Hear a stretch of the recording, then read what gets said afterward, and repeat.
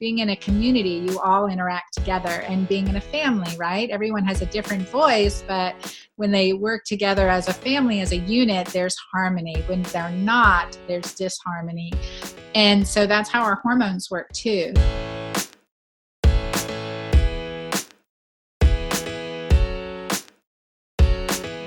So my background is in naturopathic medicine. So I went to Emory University outside of Seattle, Washington, and it is one of the only accredited naturopathic colleges of medicine that the American Medical Association acknowledges based on the curriculum and the criteria that they have within their board examination program. So I actually, instead of going the ND or naturopathic doctor route, I went the RD route and became a registered dietitian.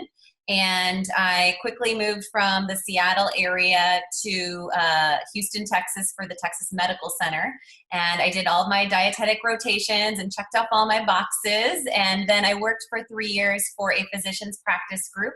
And I was their director of integrative medicine. And I predominantly worked there with dysmetabolic syndrome. So we were working with hypertension, hyperlipidemia, so elevated blood pressure, elevated cholesterol levels, and diabetes. And then I also ran a medical weight loss program there where we used the ketogenic diet. And I really transitioned the program from what was like a MetaFast, very low calorie, very processed powdered shake program into a real food, fat as fuel, keto food as medicine program. And then after 3 years of doing that, I opened my private practice, Naturally Nourished, and I'm in my 6th year of running my clinic. I transitioned last year virtually. I have a 2-year-old now. And so it was, I had a 5-year lease, and I knew once I got pregnant, I was like, I got to figure out something to create this bubble. And I know too well, being a functional medicine practitioner, that if you don't feel mentally and emotionally on board with your day-to-day lifestyle, and if you feel stressed or distressed or overwhelmed, that you're going to drive yourself off kilter and start to have symptoms of inflammation, start to have chronic disease.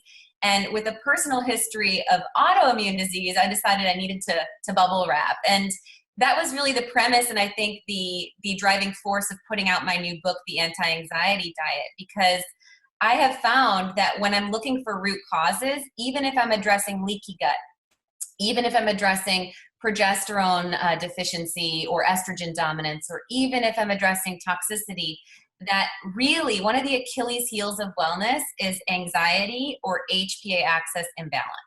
Yeah, and I think that's exactly a good way to put it, HPA axis imbalance, because we hear like different terms thrown around, adrenal fatigue, burnout, different things like that. And really it comes down to our HPA axis. I always throw in the gonads too, HPA-G axis, right?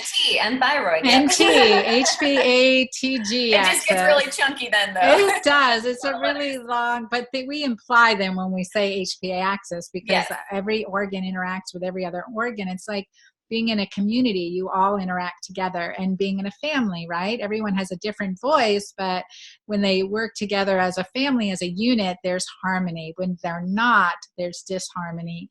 And so that's how our hormones work too. And that's what, when our body's not working well together, we get that disharmony, and we get that anxiety, depression, the mood disorders. So I want to address that. Let's go into that. And I love your book, The Anti-Anxiety Diet, and it's so important. It puts forth so many really great points and premises that we have to take to heart.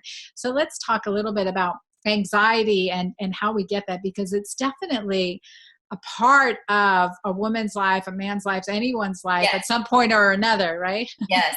Well, and I think, unfortunately, we consider, and maybe this is my personal perception, but I see clinically, when I'm doing my initial consultation with a client, I'm spending the first 60 minutes of that 90 minutes just being an investigative researcher, or really kind of questioning all of their symptoms, all of their levels of dysfunction. And often they leave that initial session knowing themselves more than they came in, because they don't even think about these things. And when I ask people about stress, most people say moderate to low. And then you start asking them specific symptoms of mismanaged stress, like, do you clench your jaw? Oh yeah, I wear a night guard. Or do you have disrupted sleep patterns? Oh yeah, I'm constantly waking up and having rumination. Or Do you have racing thoughts and anticipatory distress? Do you deal with heart palpitations? Do you have body temperature changes?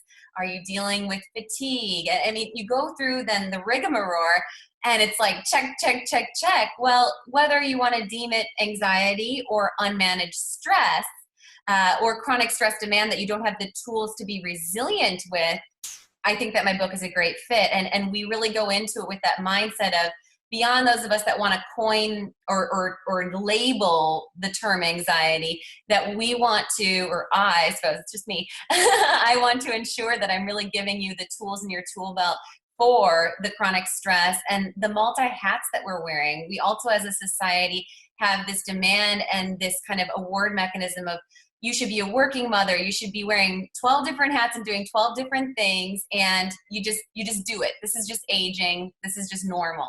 And I think that little white flag of surrender often comes up with the defeat of the body. And my goal is to provide you to be more resilient, truly. Well, I think one that brings up a great point is that all the numbers of hats we wear, I always tell women we can have it all, just not at the same time. But isn't it just as rewarding if we can look back on our lives from some point and say, oh yeah, I had that. Oh yeah, I had that. I had it fully, right? And to be able to have that perspective like you're doing now, you've created a bubble so that you can be a mom and take also your business and message in another way, right? Yes. And you're defining your purpose. The other thing that you mentioned was really important is that we don't know what's not normal if we experience it as our normal, right? Right. So like that whole idea of I wear a night guard. Well, doesn't other people, I mean, isn't that normal? No, that's not normal, right? I always find that when I ask clients, well, are you constipated? Oh no, I have a bowel movement once every week. Okay, that's constipated. Right. Yeah, so we don't know what's not normal if it's our normal, and that's really important. Thank you for watching this video. Be sure to subscribe to my YouTube channel here and get those notifications, and comment below. Let me know your thoughts, what you loved, and what your action step is.